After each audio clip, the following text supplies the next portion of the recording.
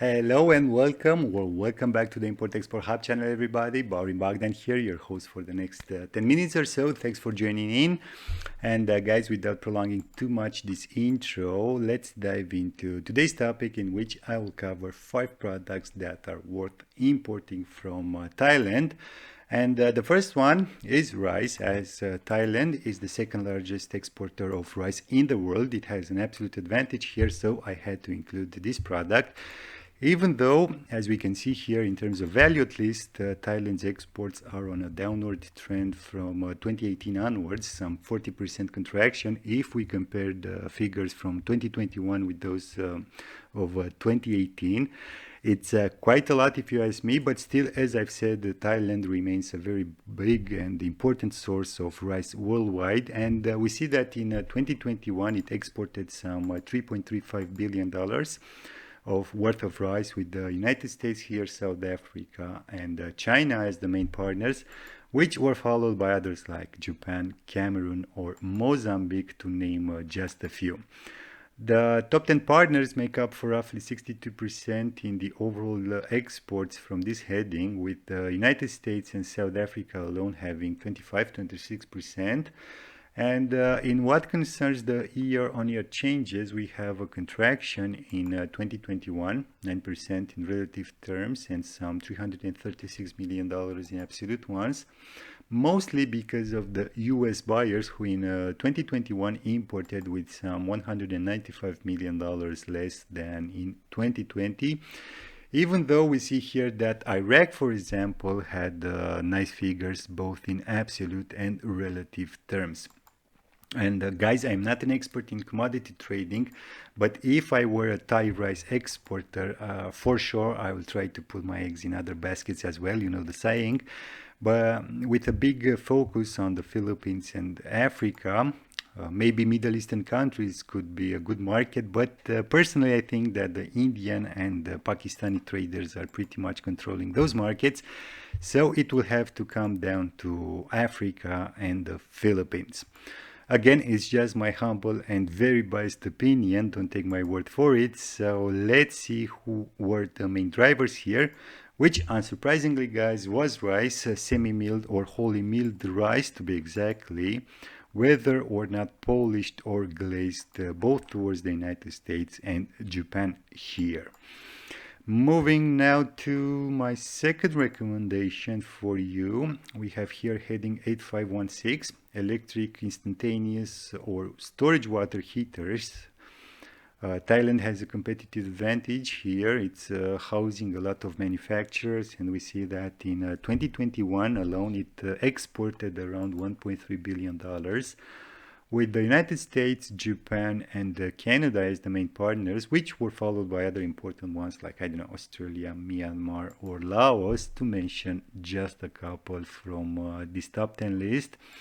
And speaking of top 10, the cumulative value of these top 10 partners make up for roughly 92%. It's quite concentrated, with the United States and Japan alone making up for some 70%. From what I see here, Thailand's exports from this heading towards developed countries, let's say, are on an upward trend. Well, except maybe Japan and Hong Kong here, while those towards developing economies are on a downward trend, which puts the manufacturers based in Thailand in a very, very good position during hard times like this.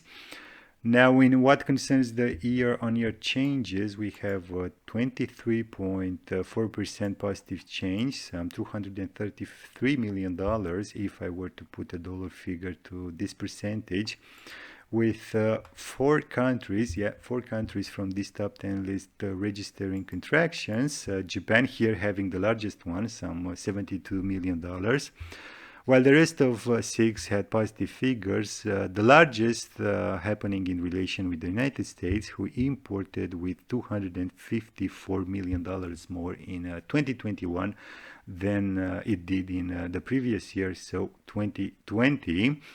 As for the main drivers, again, 2 identical products here for both Canada and Australia. So we're talking about electric ovens, cookers, cooking plates, and the kind for domestic use. And with this product being covered, I will jump to my third recommendation for you, coming from heading 9403. So we're talking here about furniture and parts thereof, excluding seats, medical, dental, or veterinary furniture. And we see that in 2021, Thailand's exports were in the range of $740 million, almost 16% higher than in 2020, and almost $100 million more in absolute ones, with the United States, Japan, and China as the main partners, which were followed by others like India, Cambodia, or Belgium, again to mention just a few. We see again that the top 10 partners have a big weight in terms of export concentration, some 90%, with the United States alone accounting for 70%. While in terms of year-on-year changes, as I've said, we have a 16% positive change, with 3 countries having negative changes, while the rest had positive ones. The performer here, as in the case with the previous chapter, being the United States, some $104 million more imports than in 2020. Now, in what concerns the main drivers, for both China and India, we have the same subheading, 940350. So we're talking here about wooden furniture for bedrooms, excluding seats. Moving now, guys, to my fourth recommendation. We have here another product in which Thailand has a big competitive advantage, and I'm talking about crustaceans, whether in shell or not, live, fresh, chilled, and frozen. Sadly, up until 2020, Thailand's exports from this heading were on a downward trend, with 2021 registering some $895 million worth of exports, with China here, the United States, and Japan as the main partners, which were followed by others like, South Korea, Canada, or Malaysia, to mention just a few from this top 10 list.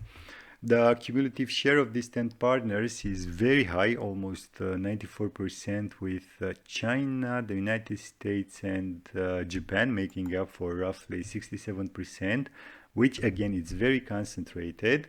While in terms of year-on-year changes, except Australia and Myanmar, the rest had positive changes. The most important positive change, at least in absolute terms, happening in relation with the United States, Japan, South Korea, and Canada as well, all with figures above the $10 million mark. As for the main driver here, well, for both the United States and South Korea, frozen shrimps and prawns were the main ones, so we're talking about subheading 030617.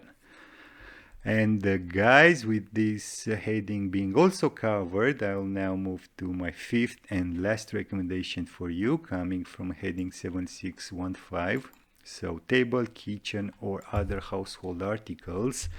And we see that 2021 was a very, very good year for Thailand in terms of exports, 66% higher relative to 2020, bringing the overall figure to some $316 million, with the United States here, United Kingdom, and Canada as the main partners, followed by others like the United Arab Emirates, Mexico, or Hong Kong, to name just a few.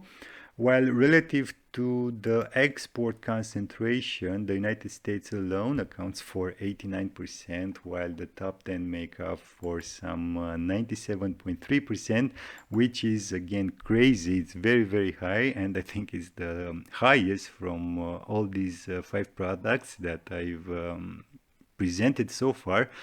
But anyways, in terms of year-on-year changes, we see that there were some $126 million more exports than in 2020, with the United States contributing a lot to this change, while Australia, Hong Kong, and Cambodia had contractions, quite big in relative terms, but almost insignificant in absolute ones.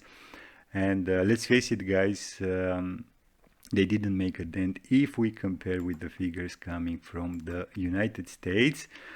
And finally, in terms of main drivers, and guys, with this I will end my video. I promise for both the United Kingdom and the United Arab Emirates, we have again the same subheading, but this time we're talking about 761510. And guys, with this being said, that's all for today. Thanks for watching. I really hope that you've enjoyed. Don't forget to hit whatever button you like above or below this video. Don't be shy and comment as well. And as usual, until next time, keep your business safe. Thanks.